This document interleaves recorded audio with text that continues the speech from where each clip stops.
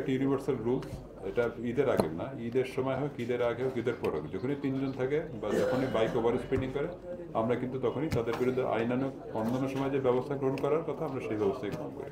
শেষ একদিন বা 2 দিন আগে যখন ছুটিটা হয় তখন কিন্তু ম্যাক্সিমাম প্রেশারটা থাকে এবং তখন কিন্তু ম্যাক্সিমাম শ্রমিক যায় হয় একদিন আগে অথবা 2 দিন আগে। তখন বাইরের যে গাড়িগুলো তা বাইরে বাইরে ঢাকার আশেপাশে কিন্তু অনেক শ্রমিক আছে, তারা কিন্তু ঈদে বাড়ি ঘরমুখী হতে চায়। তখন এই বাসগুলো যখন দূর দূরান্ত থেকে ট্রিপগুলো দেওয়ার পর যখন ফিরতি ট্রিপে আসে তখন কিন্তু খালি আসে। তখন কিন্তু বাইরের যে শ্রমিক বা বাইরের যে ঘনবসতিপূর্ণ বা শ্রমিক অধ্যুষিত যে জায়গাগুলো আছে নারায়ণগঞ্জ, গাজীপুর আসলে সেই বাসগুলো কিন্তু সেই পর্যন্ত আসার পর ঢাকায় আসতে পারে না। সেখানেও দেখা যায় জোর জবরদস্তি করে বাসগুলো দখল করে তারা তাদের গ্রামের বাড়িতে চলে যায়। তখন এই ঢাকার যাত্রীরা যখন যেতে পারে না তখন কিন্তু এই ভ্যাকুয়ামটা পূরণ করার জন্যই কিন্তু অযাচিতভাবে কিছু গাড়ি বের হয়ে যায়।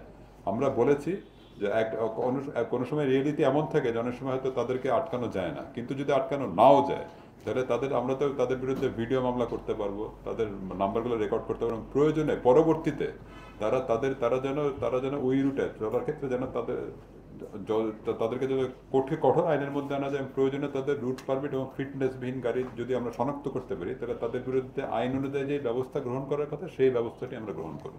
প্রতিটি টার্মিনাল কেন্দ্রিক সার্ভিলেন্স টিম আছে এবং সার্ভিলেন্স টিম কিন্তু বিভিন্ন সংস্থার সমন্বয় হয়। সেখানে পুলিশের প্রতিনিধি থাকবে, বিআরটিএ থাকবে, সিটি কর্পোরেশন থাকে এবং নির্বাহী ম্যাজিস্ট্রেট থাকে।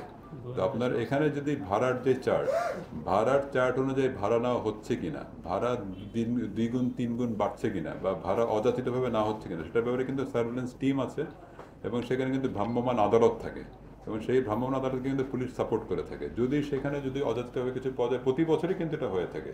হয়তো যেখানে অযাচিতভাবে যেখানে খবর আসে, যেটা রিপোর্টিং হয়, যেটা রিপোর্টেড হয়, সেখানে কিন্তু কর্তৃপক্ষ কর্তৃক ব্যবস্থা নেওয়া হয়। এবারও যদি কোনো এরকম কোনো ঘটনা ঘটে, যদি অতিরিক্ত ভাড়ার বিষয়টি আসে, যদি ভাড়া ব্যাপারে কোনো রকম যদি কোনো ব্যত্যয় ঘটে, তাহলে আমার ধারণা যে সার্ভিলেন্স টিম যারা আছে তারা প্রয়োজনীয় দিক নির্দেশনা যেভাবে দেওয়া হচ্ছে সেভাবে প্রয়োজনীয় কার্যকর ব্যবস্থা গ্রহণ করবে। ঢাকা শহরে নির্ধারিত গরুর হাটের সংখ্যা কয়টা থাকার কথা আপনারা জানেন, কিন্তু আমরা গত 2-1 দিনের মধ্যে যেটা লক্ষ্য করেছি যে এর মধ্যে কিন্তু কিছু কিছু নতুন আবার কিছু সিদ্ধান্ত হয়েছে, আপনারা হয়তো অবগত আছেন, এবং সেই সিদ্ধান্ত অনুযায়ী কিন্তু কিছু 2টা 4টা জায়গায় কিন্তু হাটের সংখ্যা বৃদ্ধি পেয়েছে। আমরা কিন্তু দেন কর্তৃপক্ষের সাথে কথা বলেছি, যেখান থেকে যারা ব্যবস্থাপনা ছিল তাদের সাথে কথা বলেছি, তাদের সাথে আমরা বসেছি এবং যে বাস্তবতার কথা সেটা কিন্তু আমরা তাদের কাছে তুলে ধরেছি এবং তাদের কাছে আমাদের সর্বাত্মক রাস্তা ঠিক রেখে, ট্রাফিক ব্যবস্থাপনা ঠিক রেখে যেন গরুর হাটগুলো বসে সে ব্যাপারে কিন্তু আমরা তাদেরকে আহ্বান করেছি। আমাদের কিন্তু স্পেসিফিক বলা ছিল গরু কবে থেকে আসবে।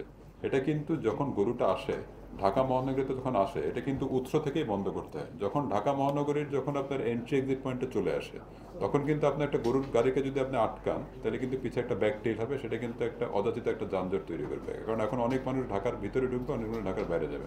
আমরা কিন্তু মুভমেন্টটাকে ফ্রি রাখতে হবে, আমার কিন্তু মুখগুলোকে ঠিক রাখতে হবে যেন মুভমেন্টটা সাবলীলভাবে, কমফোর্টেবল এবং স্মুথলি হয়। সেই বিষয়টা বিবেচনা করে আমরা সার্বিক কল্যাণের কথা চিন্তা করে ঢাকাবাসীর যেন সমস্যা তৈরি না, ঢাকাবাসী যেন স্মুথলি যেন মুভ করতে পারে ঢাকার ভিতর থেকে বাইরে, এবং মানুষের যেন যাতায়াতের জন্য কষ্ট না হয় এবং সেটার জন্য সুদূর প্রসারী এফেক্ট যেন পুরো মহানগরীতে ছড়িয়ে না পড়ে, সার্বিক অবস্থা চিন্তা করেই কিন্তু আমরা বাস্তব পদক্ষেপগুলো গ্রহণ করার জন্য প্রয়াস চালাই।